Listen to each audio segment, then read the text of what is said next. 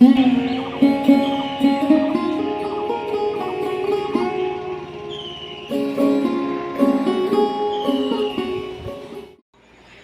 সকাল বন্ধুরা, কেমন আছো তোমরা সবাই? আশা করি সবাই খুব ভালো আছো। নতুন দিন নতুন সকালে আর একটা ছোট্ট ব্লগে তোমাদের সবাইকে অনেক অনেক স্বাগত। অনেক দিন পর কিন্তু তোমাদের সামনে ডেলি ব্লগ নিয়ে চলে আসলাম। এর আগের ব্লগগুলো তো আমাদের বাড়ির যে বিয়ের অনুষ্ঠানগুলো ছিল সেই হিসাবে, সেই পারপাসে তোমাদের সামনে সেই ব্লগগুলো নিয়ে এসেছিলাম। কেমন লেগেছে অবশ্যই কমেন্ট করে জানিও। কিন্তু সেই ব্লগগুলো দারুণ এনজয় করেছিলাম, জানো তো।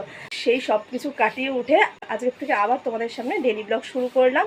নিজে ফ্রেশটুকু হয়েছে, তবে বাসি কাজ কিন্তু এখনো কিচ্ছু হয়নি। আর এই দিকে ছেলে আর মেয়ে ঘুমাচ্ছে, হয়তো দেখা যাচ্ছে না, মশারি টানানো রয়েছে। এখন কিন্তু সময় ঠিক 5:30। তোমাদের একটু সাপোর্ট চাই, তোমরা পাশে থেকো, সাথে থেকো, আর চলো ব্লগটা এনজয় করো।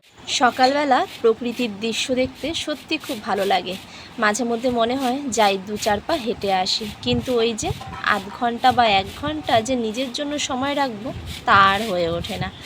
ঘুম থেকে উঠেই যখন দেখি যে এতগুলো কাজ হাতের সামনে পড়ে আছে, তখন আর অন্যদিক তাকানোর সময়ই পাই না। আর তারপর যদি লেট করে ঘুম থেকে উঠি, ব্যাস, তাহলে তো কোনো কথাই নেই, তাড়াহুড়ো করে কাজকর্মগুলো সারতে হয়।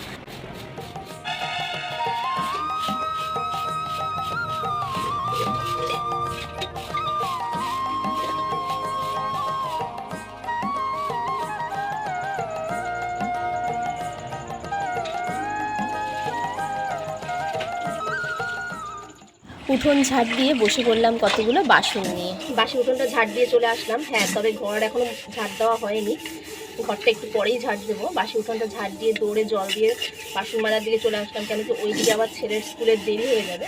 তা সেই জন্য আমি আগে বাইরের বাসি কাজটা সেরে নিচ্ছি, সেরে নিয়ে তারপর ঘরের দিকে কাজটা কমপ্লিট করবো।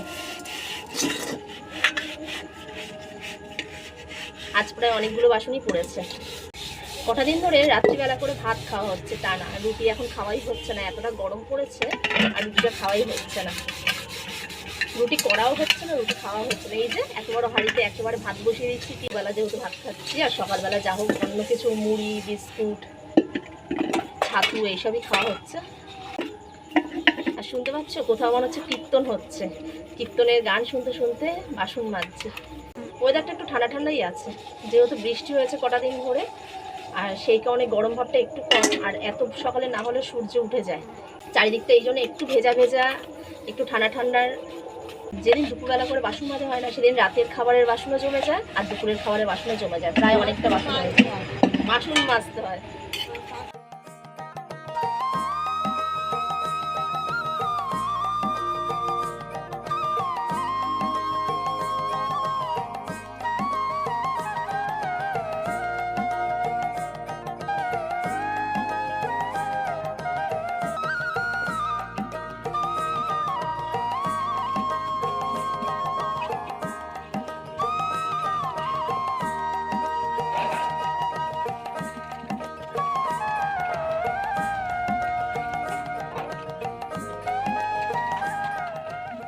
বাসনগুলো সব মেজানো হয়ে গেছে, এই যে এদিকে রেখেছি।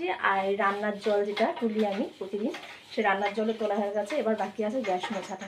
সকালবেলার কাজের এতটাই চাপ থাকে যে তোমাদের সামনাসামনি এসে যে কথা বলবো সেটুকুও টাইম থাকে না, খুব কম।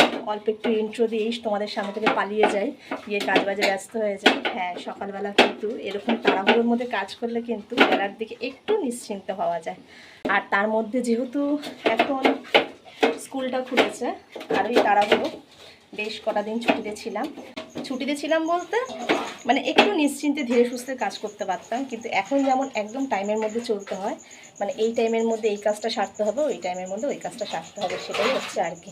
নাহলে আমাদের সংসারের কাজের তো আর শেষ নেই। কিন্তু বছর হয়ে গেল।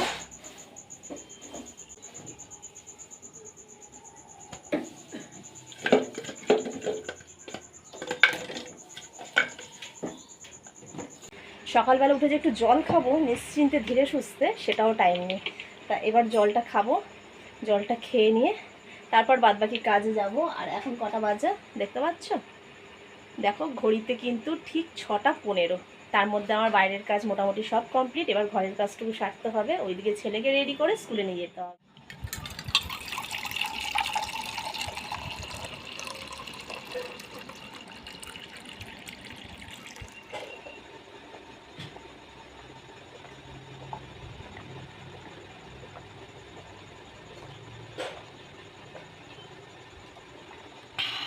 মানে মুখ ধুয়ে এসে ঝট করে জলটা খাওয়াও হয় না। চলো এবার ছেলেকে ডাকি, ছেলেকে ডেকে রেডি করে নিয়ে তোমাদের সামনে আসছি। বাবু গুড মর্নিং বলে দাও। হ্যাঁ, ছেলেকে ফ্রেশ করিয়ে নিয়েছে আর ওইদিকে দুধটা বসিয়ে দিয়ে এসছি। আর দুধ বিস্কুট খাইয়ে দেবো ছেলেকে, স্কুল যাওয়ার আগে প্রতিদিন দুধ বিস্কুটটাই খেয়ে যায়।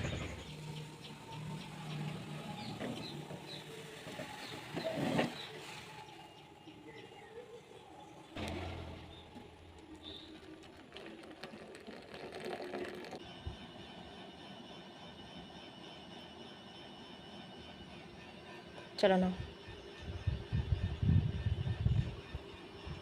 কেমন ভালো? এই যে এইদিকে আমিও রেডি হয়ে গেছি, আর এই যে আমার মায়াঙ্ক কিন্তু রেডি হয়ে গেছে। আর এই যে মনামির এখন সকাল হলো, এই যে গুড মর্নিং এখন হলো, তাও ডেকে ডেকে অনেক করে তুললাম। বললাম যে আমি ভাইকে দিয়ে আসছি, তার মধ্যে তুই ফ্রেশ হয়ে ব্রাশ করে মুখ ধুয়ে জানলা খুলে মশারি তুলে এটুকু কাজ দিয়ে গেছি, এটুকু যেন তৈরি করে যেন রাখবি। Good morning. এই যে বাবু কিন্তু রেডি হয়ে গেছে স্কুলে যাওয়ার জন্য, একদম প্রপার ইউনিফর্ম, দেখতে পাচ্ছ কি সুন্দর। চলো এবার যাই, টাইম এখনও প্রায় 7:30 মতন বাজে, এখনও 8টাও বাজে, 7:30 পৌনে 8টা বাজতে যায়। রাস্তা কিন্তু তাও পুরো ফাঁকা। আমি আর আমার ছেলে যাচ্ছি স্কুলে, আর অনেক দিন পরই আমি যাচ্ছি, মানে স্কুল খোলার পরে ওর বাবাই দিয়ে এসছে। আজ ছেলের ইচ্ছে হলো যে স্কুল যাওয়ার সময় মঠে একটু নম করে যাবে। স্কুলে দিয়ে আসার পথে এই বাড়ির সামনে একটা দোকান আছে, সেখান থেকে টুকিটাকি কিছু জিনিসপত্র কিনে নিচ্ছি, ছেলে মেয়ের খাবারের জিনিস। কাঁচি নেই, কাঁচি নেই আছে, দেখি একটু টুকিটাকি বাচ্চাদের জিনিসপত্র কিনে, বাচ্চাদের খাবার দাবার কিনে নিচ্ছি। কিন্তু এই যাওয়ার পথে মনে হয় যে এই মাসিমার দোকান, ঠাকুমার দোকান থেকে কিছু একটু কিনে নিয়ে যাই। প্যাকেট দাও। ছেলেকে আবার 10:30টার সময় নিয়ে আসতে যেতে হবে, তার মধ্যে রান্না বান্না করতে হবে। বাড়ি চলে এসেছি, আর এই যে খাবার, ছেলে মেয়েদের খাবার নিয়ে চলে এসেছি। এখন আপাতত রাখি এখানে। শোনা, তোর জন্য ডাল ভুজিয়া নিয়ে এসেছি, ডাল ভুজিয়া। এখন সকালবেলা ডাল ভুজিয়া খাবে, একটু দুধ টুধ খেয়ে না, তারপর ডাল ভুজিয়া খাবে। এইটা মেয়েকে খেতে দিয়ে দিয়েছি, এই যে দুধ বিস্কুট খাচ্ছে। আর হচ্ছে ওইদিকে গিয়ে আমি ভাতটা আবার বসাবো। আর তার আগে দেখিয়ে দিই আজকে তোমাদের যে কী কী রান্না করব। এই যে এই সাইডে ভাতটা বসিয়ে দিয়েছি, আর এই দিকে কিন্তু সবজি নিয়ে নিয়েছি। অনেক রকম সবজি আছে, এতে দেখতে পাচ্ছ। পটল আছে, বরবটি আছে, লাল আলু আছে, আর আছে টমেটো। টমেটোটা মুগ ডাল দিয়ে করব আজকে। আর লাল আলুটা মনে করছি ভাতে সেদ্ধ দেবো, লাল আলু ভাতে সেদ্ধ খেতে ভীষণ ভালো লাগে। আর এই যে বরবটিগুলো ভাজা করে নেবো। চলো আমি সব কেটে কুটে নিয়ে তোমাদের সামনে কিন্তু আসছি। আর ওইদিকে ডালটা বসিয়ে দিই সেদ্ধ। আগে কখনোই লাল আলু তেমনভাবে খাওয়া হতো না। আগে বলতে কিন্তু বিয়ের আগের কথা বোঝাচ্ছি। হ্যাঁ, বিয়ের পরেই আমি যতটা লাল আলু কি অন্য কোনো সবজি ততটা খাই, বিয়ের আগে সেরকমভাবে খাওয়া হতো না। আর যদিও খেতাম, মা হয়তো পাঁচমিশালি তরকারির মধ্যে দিত, এরকম সেদ্ধ করে কখনো খাওয়া হতো না। এইটা শিখেছে কিন্তু পুরোপুরি আমার বরের কাছ থেকে। তোমার দাদা ভাই লাল আলু ভাতের মধ্যে সেদ্ধ দিতে বলে, আর সেটা বলে যে বিকেলবেলার দিকে খাবে বা বাচ্চাদের খাওয়াবে। ভীষণ নাকি উপকার শুনেছি। আর খাওয়ার পরও দেখি যে হ্যাঁ বেশ তো ভালো লাগে খেতে, এমন কিছু খারাপ লাগে না। ওই কারণে যখনই তোমাদের দাদাভাই লাল আলু নিয়ে আসে, ওই ভাত বসানোর সময় কটা সেদ্ধ দিয়ে দিই, বিকেলের দিকে খাওয়া হয়। আর বাদবাকি যা পাঁচমিশালি তরকারির মধ্যে দিয়ে খাই। লাল আলু সেদ্ধ খেতে আমরা তিনজন কি আমরা 4 জনেই ভালোবাসি। আমার ছেলেও এখন ভীষণ ভালোবাসে লাল আলু। আর তবে কিন্তু এটা ভাতের সাথে খাওয়া হবে না, বিকেলের দিকে হয়তো একটু টুকটাক খাওয়া হলো তখন।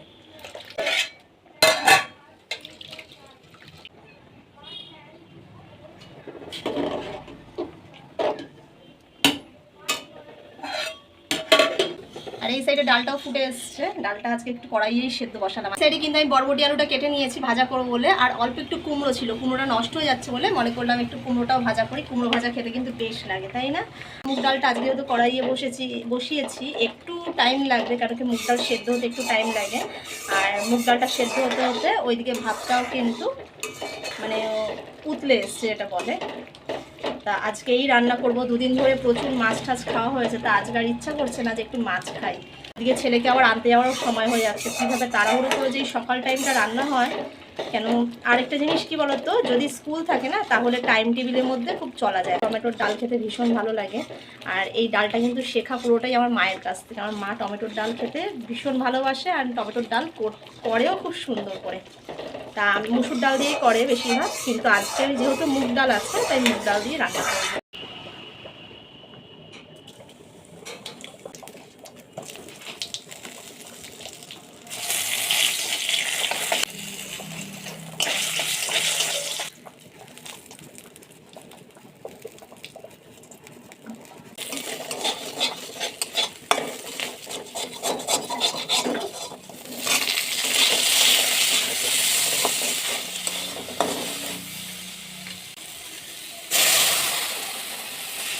আমি কিন্তু ডালে কখনোই মিষ্টি দিই না, যেহেতু মুগ ডাল তারপর আবার নিরামিষ, এই জন্যই আমি একটু মিষ্টি দিলাম। আর জানি অনেকেই তোমরা মিষ্টি দেওয়া পছন্দ করো না, তবে আমার ঘরের লোক কি আমি ভীষণ পছন্দ করি। আজ কিন্তু কুমড়ো ভাজা করার কোনো কথাই ছিল না। হ্যাঁ, সেই কবে খেয়েছে, মেয়ের যখন জন্মদিন হলো বাপের বাড়িতে তখন মা করেছিল, আর সকালবেলা ভাত দিয়েছিল খেতে। ভাতের সাথে কুমড়ো ভাজা এত দারুণ লেগেছিল যে দুপুরবেলা খাওয়ার পাতার কুমড়ো ভাজাই ছিল না। তা কুমড়োটার মধ্যে হালকা একটু নুন হলুদ আর একটু মিষ্টি মাখিয়ে নিলাম।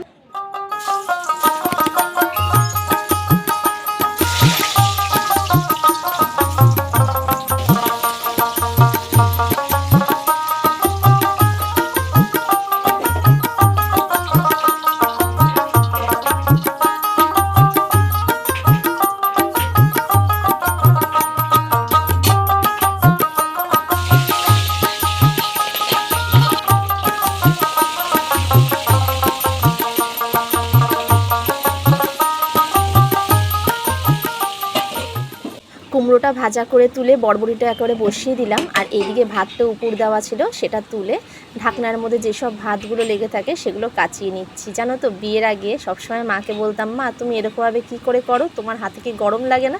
এখন বুঝতে পারছি নিজে মা হয়ে যে আমার মা কিভাবে পারত। হয়ে গেল দেখতে পেলে, ডাল হলো আর ওদিকে কুমড়োটা ভাজা করলাম।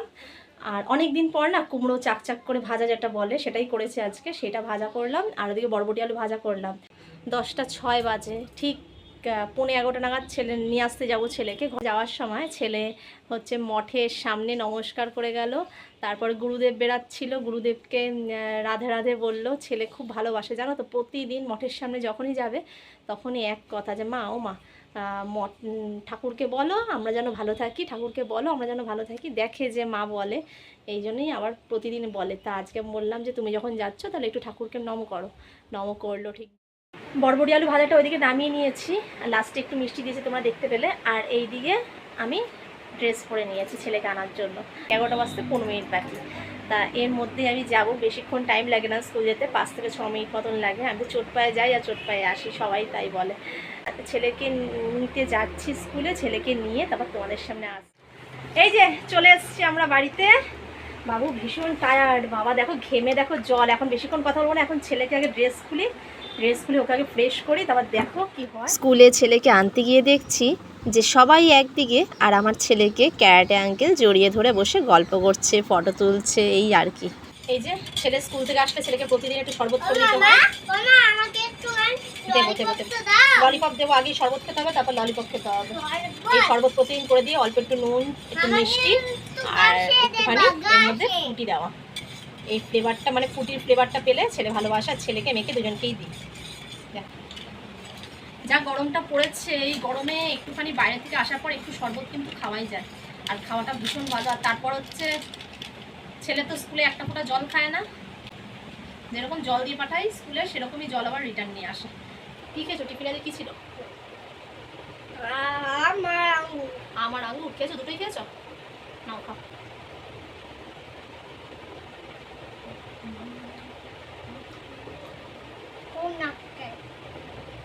আর এই যে স্কুলের ড্রেস, আমি যে ড্রেস পরে গেছিলাম সেইগুলো তো আমি প্রতিদিন হালকা একটু সার্ফ দিয়ে ধুয়েই দিই, তোমরা জানো। আর এগুলো ধুয়ে দেবো। আর এখন করবো স্নান। যেন বিনা ফুলে পুজো দিলে যেন কেমনটা লাগে, তাই আমি গাছে একদমই ফুল ছিল না, অল্প একটু বৌদির জন্য রেখে নিজে কিছুটা তুলে নিয়ে আসলাম। চলো পুজোটা দিয়ে নিই এবার।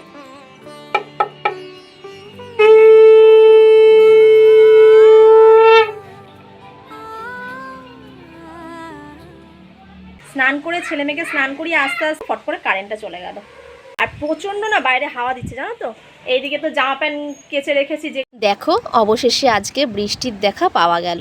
এই যে 7-8 দিনের একটা অস্বস্তিকর পরিবেশ সৃষ্টি হয়েছিল না, তাতে সত্যি একটু এখন স্বস্তি পাওয়া গেল। এখন একটু একটু শান্তি লাগছে জানো তো। এই যে ঝোড়ো হাওয়া দিয়েছে, আর বৃষ্টিটা যে খুব একটা হয়েছে তা কিন্তু বলবো না, তবে যতটুকু হয়েছে ততটা কিন্তু আমাদের কাছে অনেক।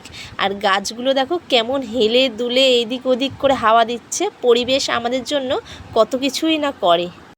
এই যে দুটো থালায় ভাত বেড়ে নিয়েছি, এই যে মেয়ের থালা দেখতে পাচ্ছ, এই যে ছেলে আর এই যে আমি খাবো এই এক থালায়। আর এই যে এইদিকে কুমড়ো ভাজা আর বরবটি আলু ভাজা এইদিকে, আর এই যে টমেটোর ডাল, মুগ ডাল করেছি, তোমরা দেখেছো। মুগ ডালটা দিয়ে হেভি সুন্দর গন্ধ বেরাচ্ছে। খাওয়া শুরু করি, প্রচণ্ড জোরে খিদে পেয়েছে জানো, প্রচণ্ড জোরে, চোখ মুখ যেন বন্ধ হয়ে যাচ্ছে। আজ সকালবেলা তো কিছু খাওয়া হয়নি, ওইদিকে মেয়েও ভাত নিয়ে বসে আছে। এই ঘরটায় খেতে বসে বেশ ভালো লাগছিলো, এত সুন্দর হাওয়া আসছিল। তবে আমার স্পিচ আউট করে ওভার স্পিচ দিতে হলো, এত অ্যাসবেস্টারের আওয়াজ। তবে ব্লগটা আজকে এখানেই শেষ করছি। তোমাদের কেমন লাগলো তোমরা কিন্তু অবশ্যই কমেন্ট করে আমাকে জানাবে। আর আমার চ্যানেলটা যারা এখনও সাবস্ক্রাইব করনি তারা সাবস্ক্রাইব করে আমার পাশে থেকো। আর যারা আমার পুরনো সাবস্ক্রাইবার তাদের তো কোনো তুলনাই নেই। থ্যাংক ইউ সবাইকে গো। চলো টাটা।